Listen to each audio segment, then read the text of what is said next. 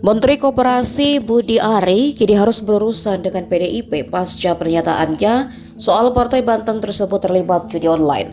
Selain itu, Ketua Umum Partai Demokrasi Indonesia Perjuangan Megawati Soekarno Putri juga disebut tersinggung dengan pernyataan mantan Menteri Komunikasi dan Informatika itu.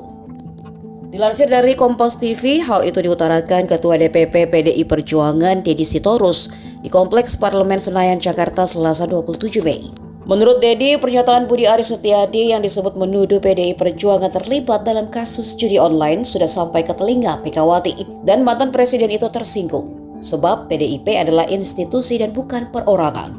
Kata Deddy, Megawati mengatakan itu sudah keterlaluan.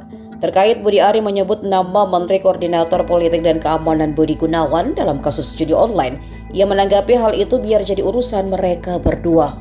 Download Tribun X sekarang, menghadirkan lokal menjadi Indonesia.